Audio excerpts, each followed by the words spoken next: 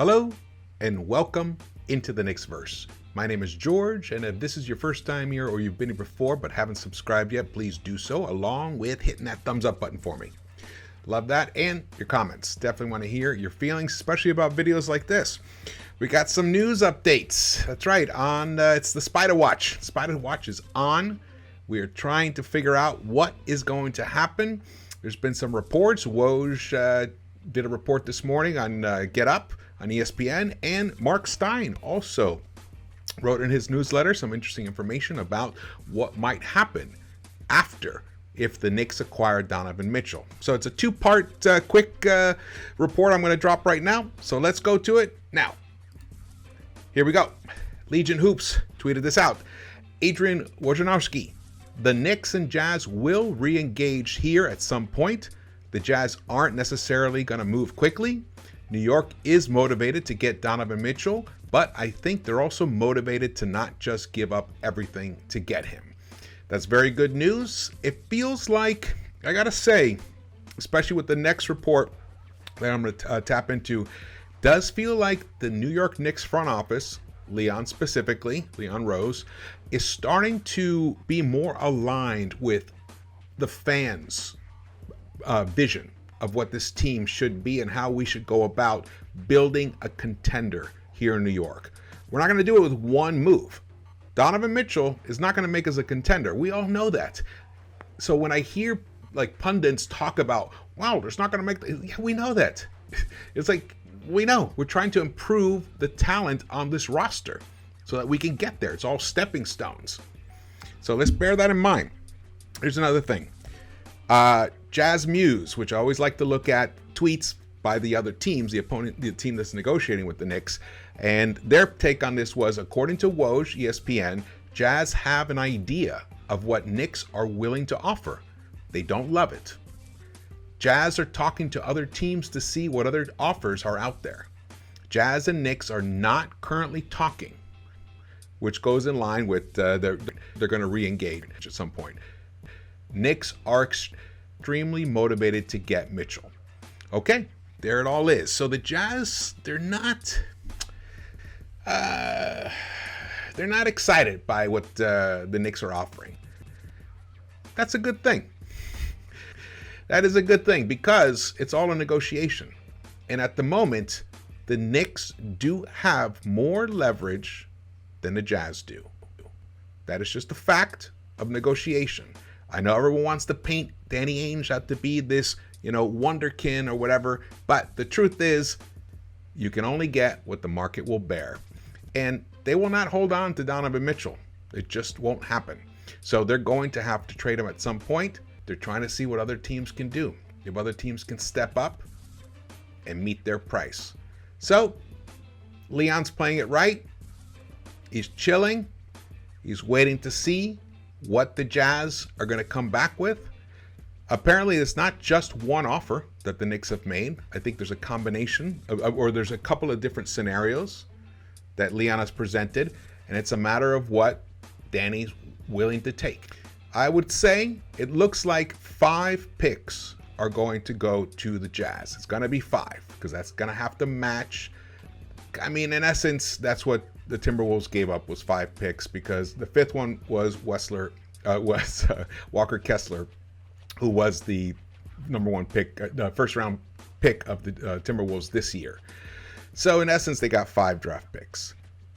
So the Knicks give up 2 of their unprotected and 3 of their protected. This deal probably will happen. Now, if it happens, it will have to include some kind of salary so that it could match. Even if it does include 3 of 4 players. It's Grimes, Obi, IQ, and Deuce, and possibly even Cam Reddish. So, maybe 3 of those 5. And then there'll have to be some other salary attached to it, like a Derrick Rose or an Evan Fournier. So, it's interesting. Also, here's my feeling about this. I do not believe that it goes past this week.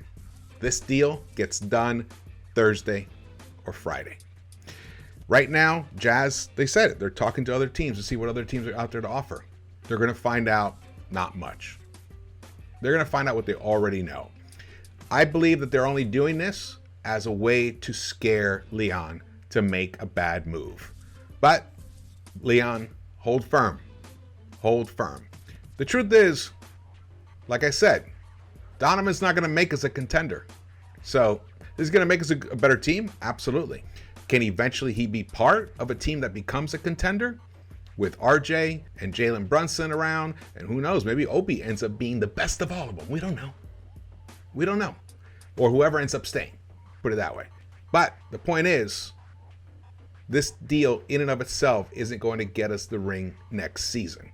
So there's no reason to overpay for Donovan Mitchell, irregardless of what Danny Ainge wants and what the pundits are trying to make it seem like Leon doesn't have leverage, because that is not true. And also, you know what, Leon?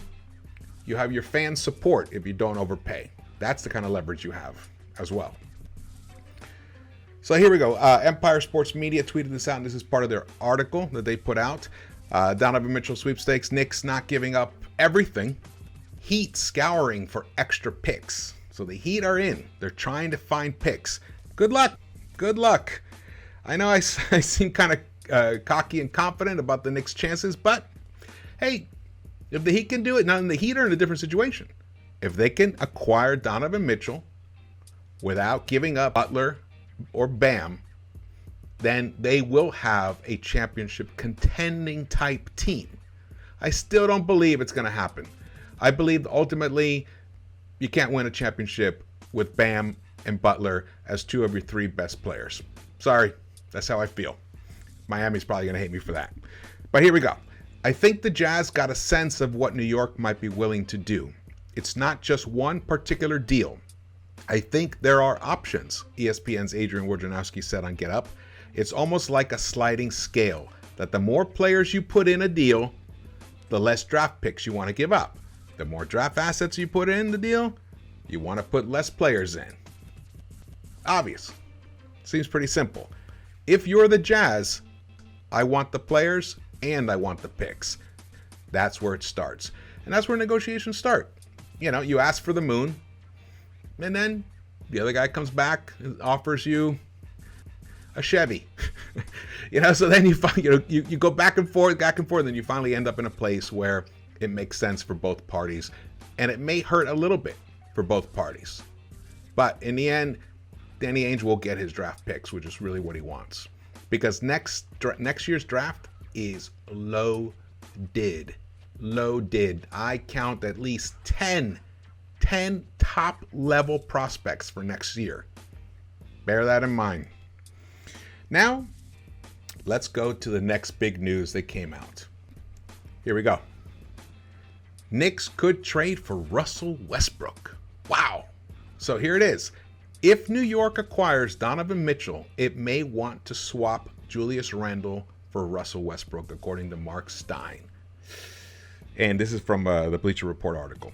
So this is pretty fascinating if you think about it. So what we're talking about here is the Knicks are going to want to dump some salary. They'll take on Russ's salary, get rid of Julius's 4-year contract, and then they will basically buy out Russell and wait and use that extra money to sign RJ Barrett is what I'm assuming. They need that flexibility to sign him and also gain some more flexibility, because we're talking about a lot of money here.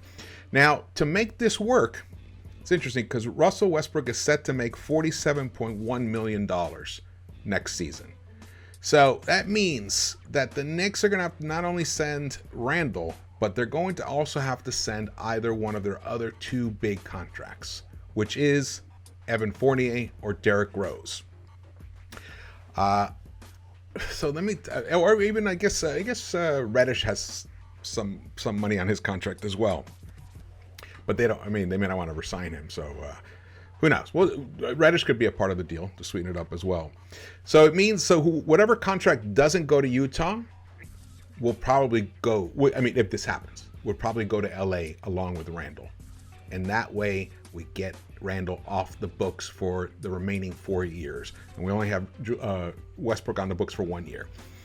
It's interesting. So it just shows, again, that Leon and the front office are more in tune with what we have been saying here in all of, Knicks YouTube channels and Twitter and, and in the Knicks-Verse, that we want out from under the Julius Randle reign of tyranny that we had to suffer through last season.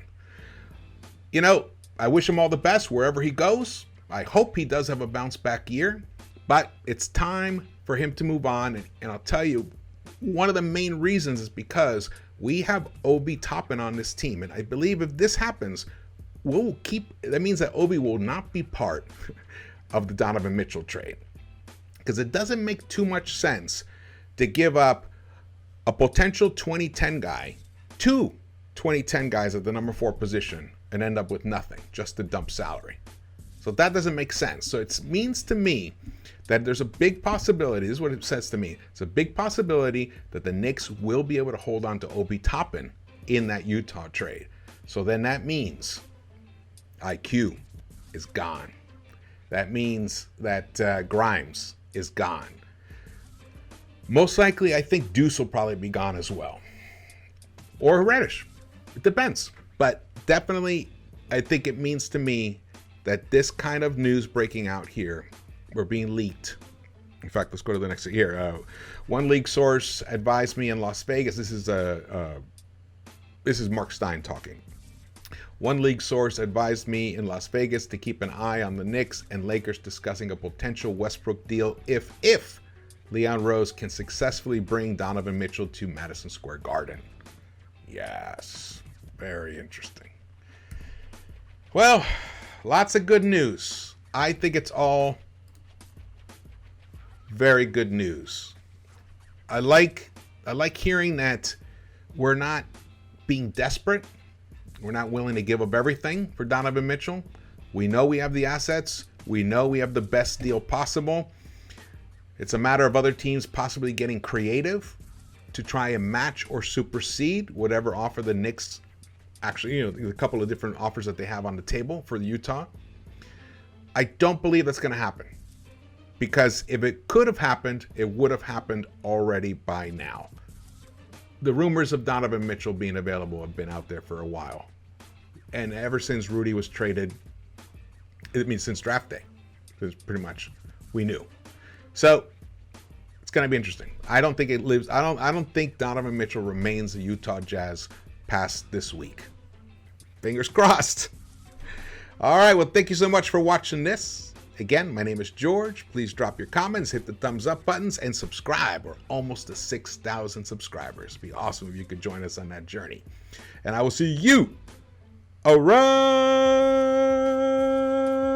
the Knicks-Verse.